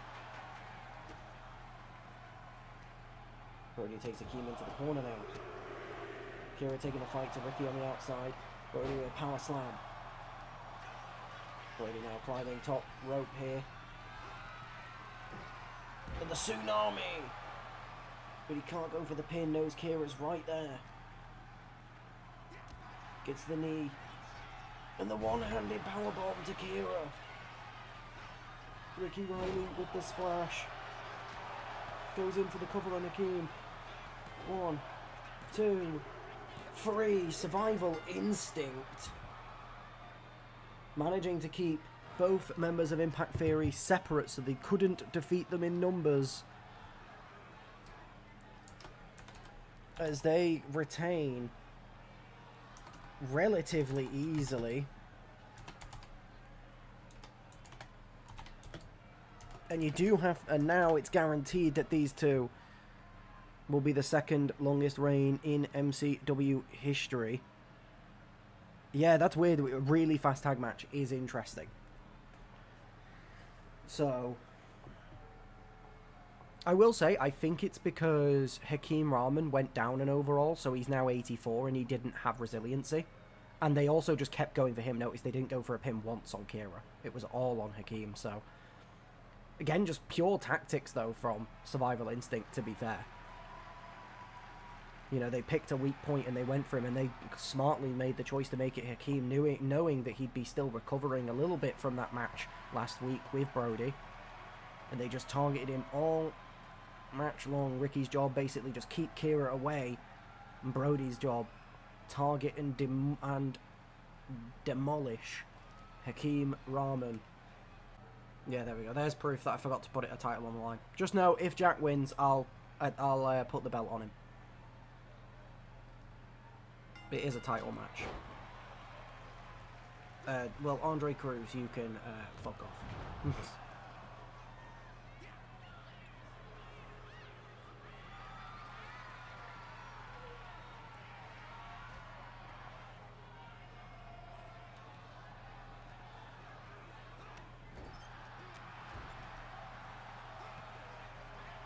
Gets the elbow up.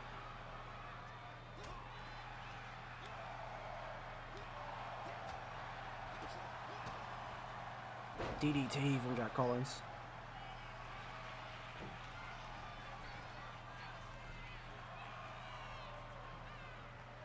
Goes up to the top rope here.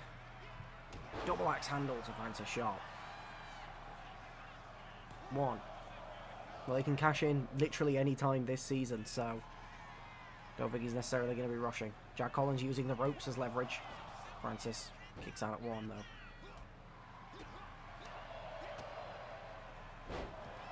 Francis without the aid of Survival Instinct here tonight as well. But also, Jack Collins without the aid of the Fallen.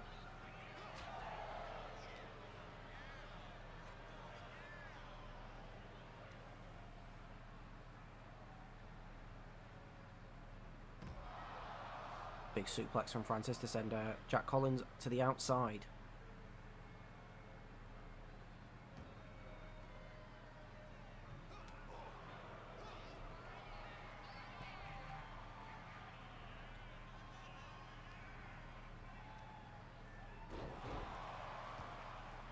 Backbreaker from Jack.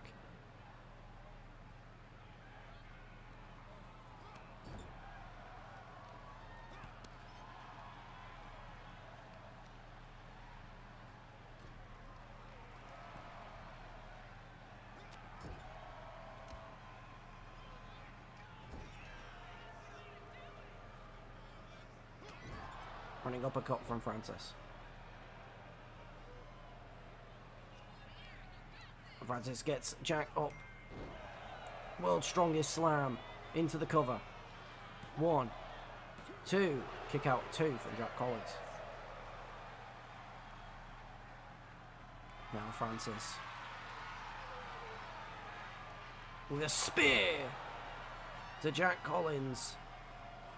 In for the cover once more. Trying to end the Notorious 1 immediately, but a kick out at 2 again. It's Francis trying to make his way through the Fallen. Already beaten Henry. Already beaten Reagan. Now in hopes to beat Jack Collins. The 3 core members. Of course, it is worth stating, though, there has been one member of the Fallen that he's not beaten this season, which was on MCW 1 when he lost to Desmond Sapp. Goes for the cover now. 1. Oh no, it wasn't MCW 1, was it? It was MCW 2. But either way.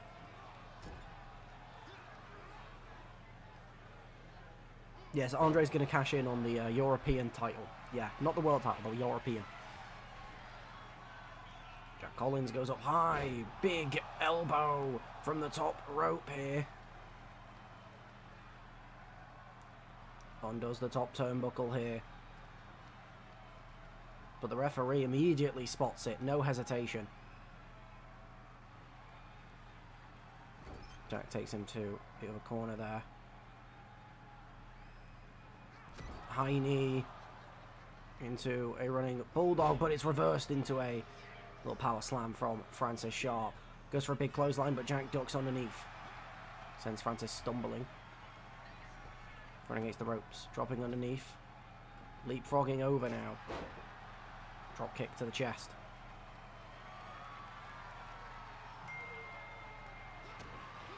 And a stunner from Jack Collins. Goes in for the cover. 1, 2. Kick out at 2 from Francis. Crawls to the bottom rope. Jack doesn't let the European champ get any breathing space. I mean, that's what you definitely don't want your opponent to have the breathing time they need. Francis throwing Jack into the corner though. Gets the elbow up. Leg takedown on Francis. Jack may have landed a bit awkwardly there as well. As you can see, he's still on the ground. Just about gets up. Wanting Francis on his feet. Looking for a springboard. Clothesline. As he goes top rope. Dropping the knees on the face of Francis Sharp. In for the cover here. 1, 2. Kick out at 2 from Francis Sharp.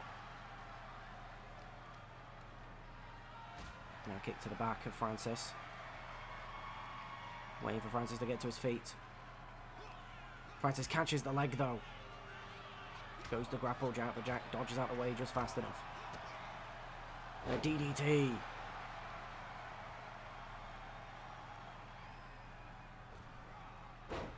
He goes for the slingshot, but doesn't get the distance he needs. Lands on the back of his neck. He now climbs to the middle rope. Waiting for Francis to get up. It's a reversal. It looked really awkward, but it was a reversal. Throws toward the ropes. Looked like he went for a spear, but Jack Collins catches it.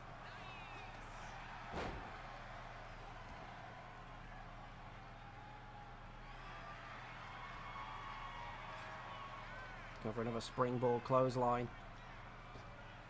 And once again it hits. Jack looking really strong here tonight. Francis reversing, throwing him into the corner though. But again, Jack with the elbow up. Backbreaker to the champ.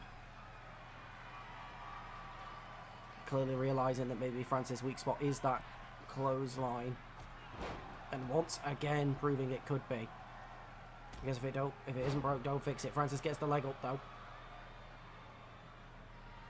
Now picks Jack up. And a huge gut buster.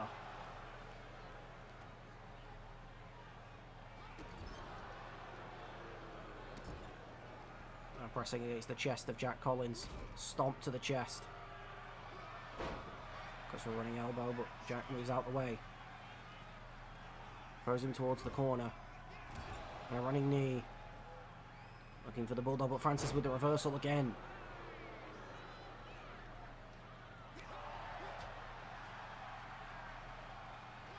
An overleg takedown.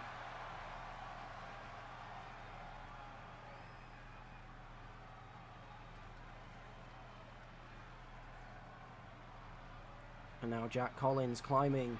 No, he's not. It looks like he's going to go for another springboard clothesline here. But this time Francis has learnt to duck. Truly, I was going to say third time's charm, but it was the fourth time actually.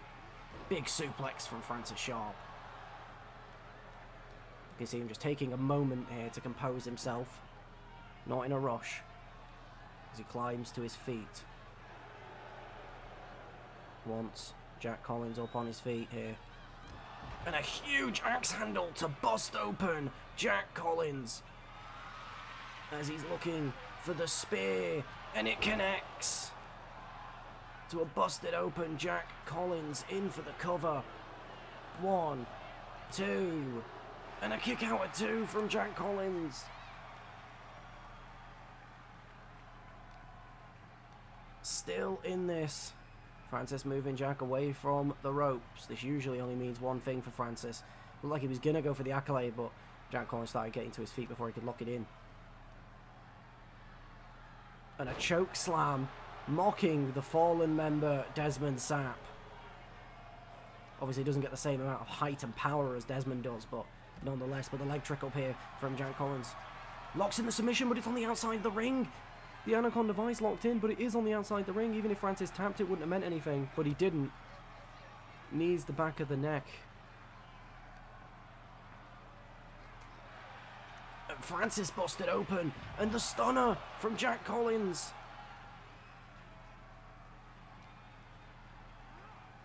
We could actually have a new European champion here.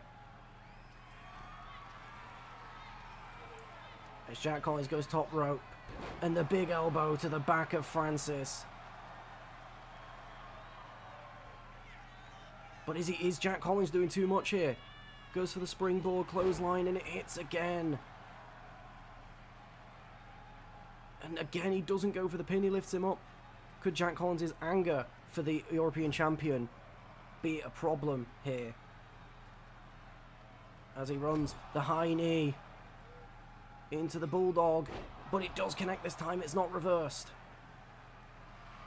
And now he's waiting one more time. And the stunner again. 1, 2, and a kick out at 2 from Francis.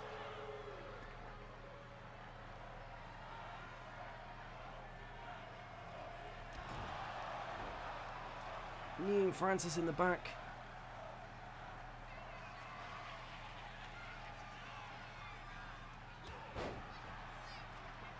Big elbow to Francis. It looks like he's going to go for another stunner here.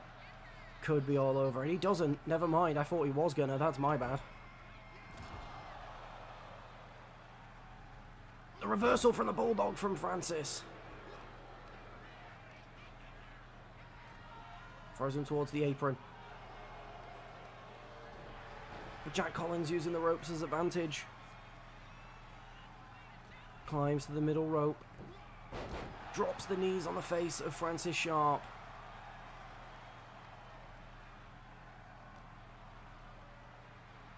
Now takes him to the corner. Looking for the high knee bulldog combination again. And it does connect. And now he could be looking for a stunner to end things here. And that could be it. Goes in for the pin. 1, 2, 3, and it is. Jack Collins is international champion. I know it won't show, but because I forgot.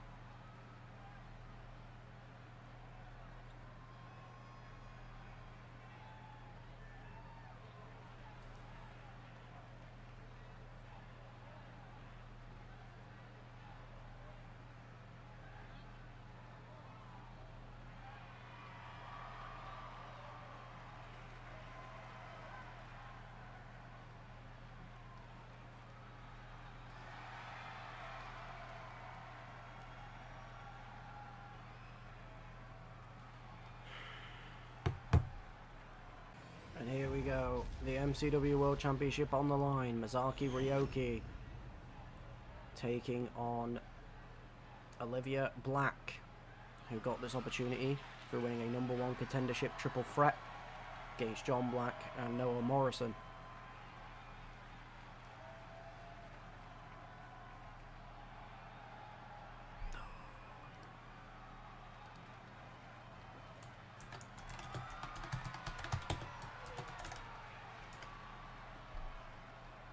God, I hate that fucking hello neighbour fucking little prick. Oh.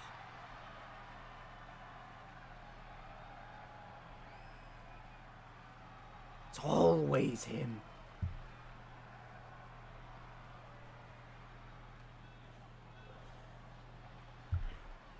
Ruins every booking plan he's ever in.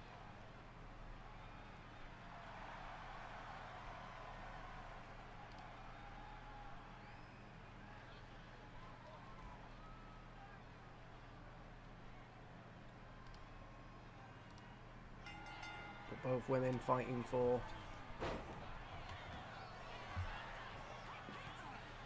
the world title, the top belt in this division.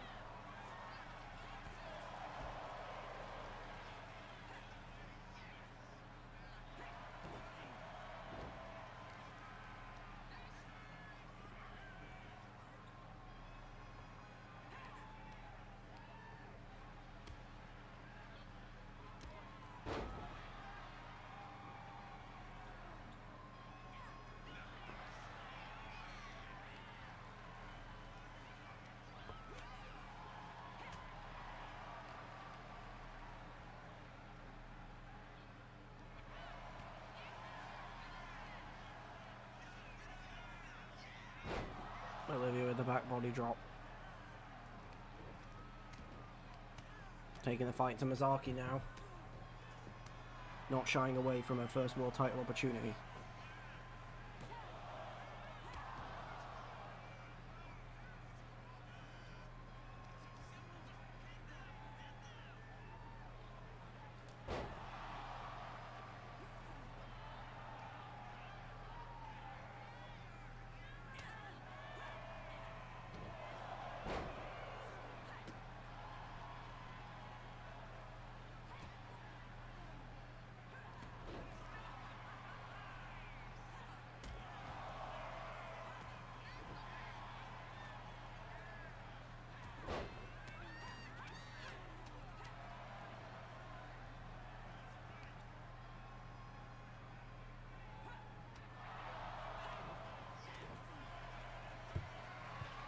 Chain wrestling now between these two.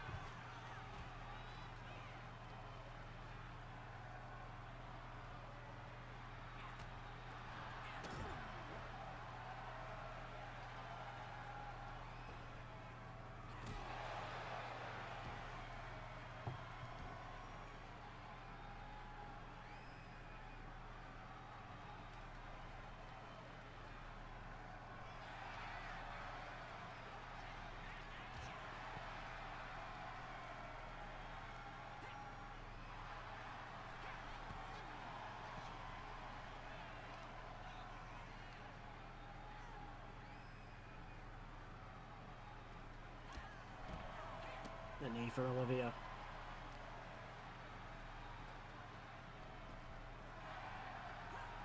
Both women fighting on the outside. Spinning back elbow. Olivia pushing Masaki off.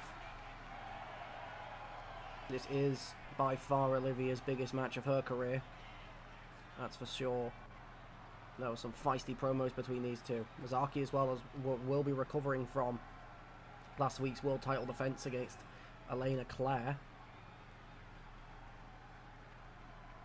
which marked her second successful title defense of the world title. She'll be looking for her third tonight. Going for the Kamigoye.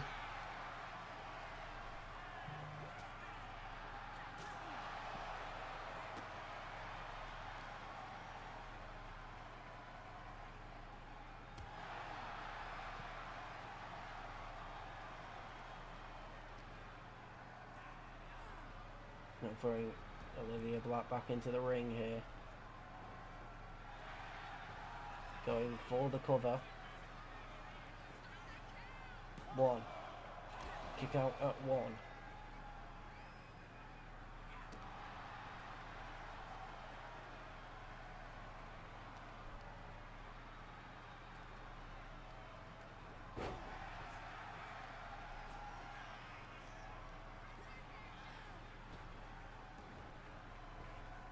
Superman punch from Olivia Black.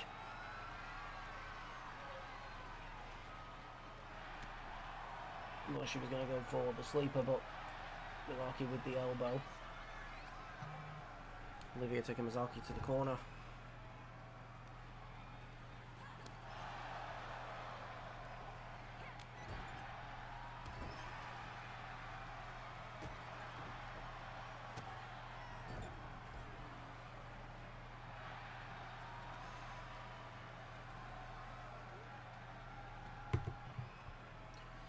Oh.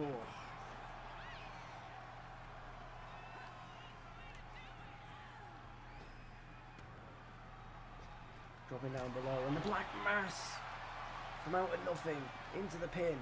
1, 2, kick out at 2.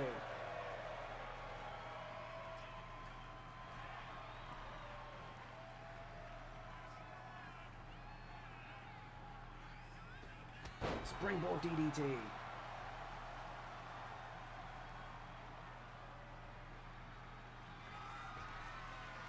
Mizaki going top rope.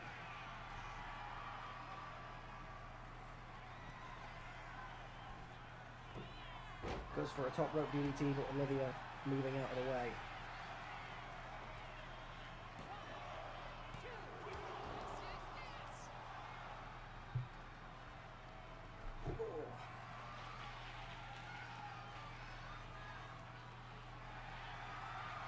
Sleeper locked in from Olivia.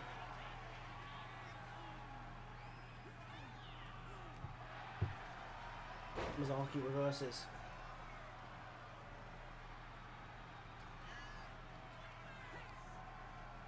And the Kamagoye busting Olivia Black open. 1, 2, kick out at 2 from Olivia Black.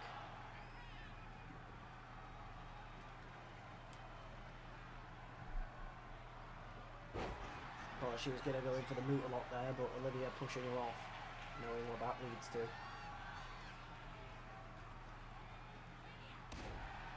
Basement drop kick from Olivia.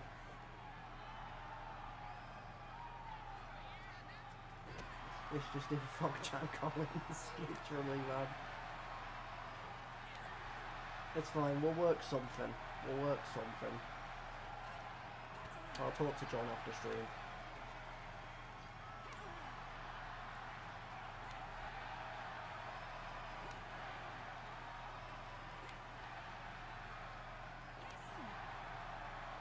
It's just every time we need him to take the fall for something, he just fucking wins every time. Can't even do the pay him off excuse because we already did that.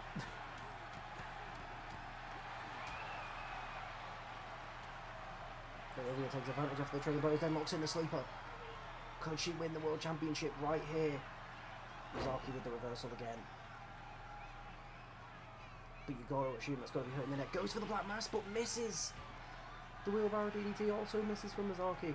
The roll from Olivia. The roll up here. 1, 2, kick out at 2. I've got it immediately on the inside. Oh yeah. The wheelbarrow stunner. Into the pin. Olivia could be world champion here. 1, 2, 3. Olivia Black is the new MCW World Champion. I honestly would have hoped the match would have lasted longer, but nonetheless, Olivia Black is the new MCW World Champion. It was a well fought back and forth. Wasn't as long as I expected it to be, but Olivia Black is the new World Champion of MCW. And it was incredible. To be fair, it was a good ending. The wheelbarrow DDT missing and then the black mass missing, and then this. Referee clearly not impressed by Olivia winning. I mean, the referees don't like the black family, that's nuts.